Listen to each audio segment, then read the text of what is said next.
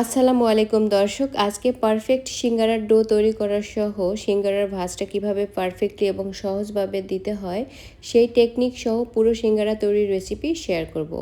আজকে এই সিঙ্গারা তৈরির সহজ রেসিপি জানার জন্য পুরো ভিডিওটি প্রথম থেকে শেষ পর্যন্ত দেখার অনুরোধ থাকলো। সেই সঙ্গে প্রতিদিন নতুন নতুন রেসিপি পাওয়ার জন্য আমার চ্যানেলটি সাবস্ক্রাইব করে রাখার অনুরোধ থাকলো। আজকের এই সিঙ্গারা আমি এমন সহজভাবে ভাজ দিয়েছি যে কেউ কিন্তু যে কোনো সময় তৈরি করে নিতে পারবেন।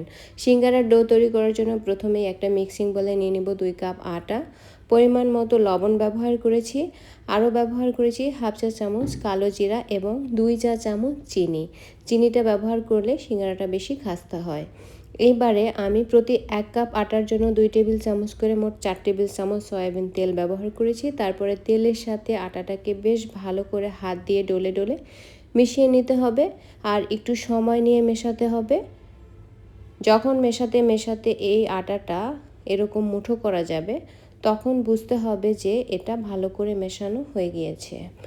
এখন ঠান্ডা পানি ব্যবহার করে আমি সিঙ্গারার জন্য একটা ডো তৈরি করে নিব। আর সিঙ্গারার ডো কিন্তু একটু শক্ত হয়। নর্মালি আমরা রুটি বা পরোটার জন্য যেরকম কনসিস্টেন্সির ডো তৈরি করে থাকি তার চেয়ে একটু শক্ত করে এই ডোটাকে মেখে নিতে হবে।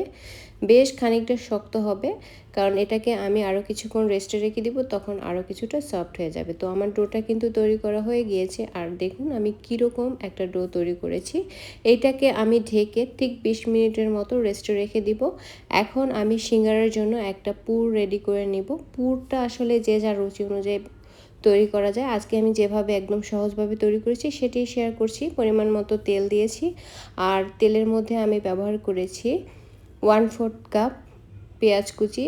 আজকে আমি আলু দিয়ে সিঙ্গারাটা তৈরি করব। সিঙ্গারার পুরের মধ্যে আলুর সাথে অন্যান্য সবজি ব্যবহার করা যায়, বাদাম ব্যবহার করা যায়, এটি যার যার রুচি অনুযায়ী।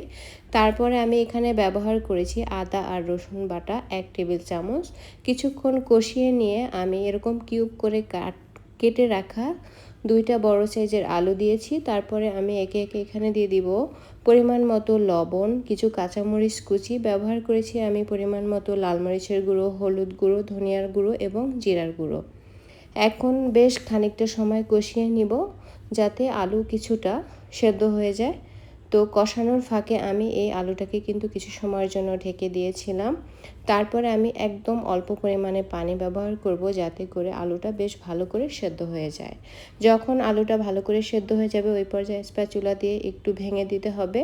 তো আমি একদম আরও কিছুক্ষণ এরকম চেপে চেপে ভেঙে দিয়ে তারপরে আরও কিছুটা শুকনো করে দিয়ে আমি এই পুরটাকে নামিয়ে এক সাইডে রেখে দিব যাতে কিছুটা ঠান্ডা হয়। এদিকে আমি যে ডোটা আগে থেকে রেডি করে রেখেছিলাম সেখান থেকে ছোট ছোট লিচি কেটে নিয়ে তারপরে আমি এরকম করে ছোট ছোট করে রুটি বেলে নিয়েছি। আর রুটিগুলো কিন্তু আপনারা দেখতে পাচ্ছেন একটু লম্বাটে করে বেলে নিয়েছি, কারণ আমি একটা রুটি দিয়ে 2টা সিঙ্গারা তৈরি করব। আর আজকে আমি যে সাইজের সিঙ্গারা তৈরি করব সেটা কিন্তু মিডিয়াম সাইজ, না বেশি ছোট না বেশি বড়। আমি একটা রুটি নিয়ে তারপরে মাঝখান দিয়ে চাকু দিয়ে কেটে নিয়েছি। তারপরে আপনারা ভিডিও দেখলে বুঝতে পারবেন। প্রথমে আমি একটা ভাঁজ দিয়ে নিব, তবে ভাঁজের মাঝখানে কিন্তু আমি একটু পানি লাগিয়ে নিয়েছি যাতে এটা ভালো করে সিল হয়ে যায়।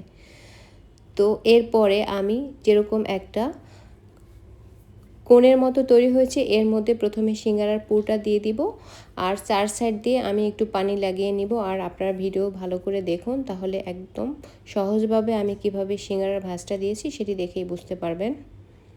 আমি প্রথমে 4 সাইডে পানি লাগিয়ে নিয়ে তারপরে একটা সাইড একটু ফোল্ড করে দিয়ে তারপরে জাস্ট সাইডগুলোকে একটু চেপে চেপে লাগিয়ে দিব।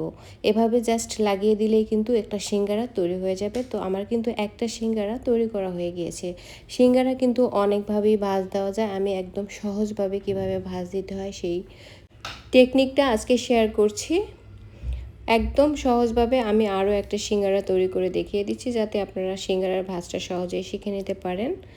প্রথমে এক সাইড থেকে ফোল্ড করে দিয়ে তারপরে আমি 2টা সাইড এভাবে লাগিয়ে দিয়েছি আর আমার সিঙ্গারা কিন্তু তৈরি করা হয়ে গিয়েছে।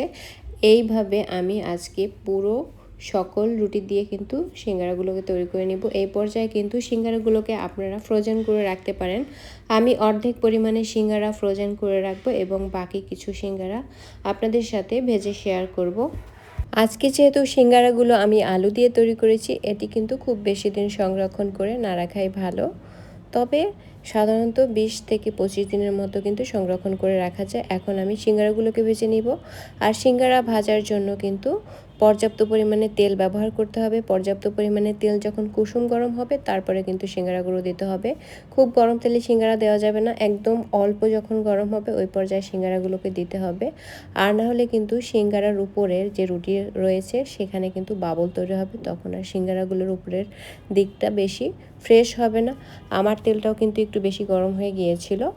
আমি এখন উল্টে পাল্টে একটু মিডিয়াম টু লো ফ্লেমে তারপরে সিঙ্গারাগুলোকে ভেজে নিব। একটু ধৈর্য ধরে সিঙ্গারাগুলোকে ভাজতে হবে যাতে সিঙ্গারাটা বেশ ভালো খাস্তা হয়, তাহলে কিন্তু খেতে অনেক বেশি মজা হয়। তো আমি এইভাবে সবগুলো সিঙ্গারা কিন্তু ভেজে নিয়েছি আর দেখুন কেমন হয়েছে। এই সিঙ্গারাগুলো ভীষণ ক্রিস্পি হয়েছে এবং খেতে অনেক বেশি মজা হয়েছে। এখন যে কোনো ধরনের সস বা পেঁয়াজের সাথে কিন্তু এটা পরিবেশন করা যায়, খেতে অনেক বেশি মজা হয়।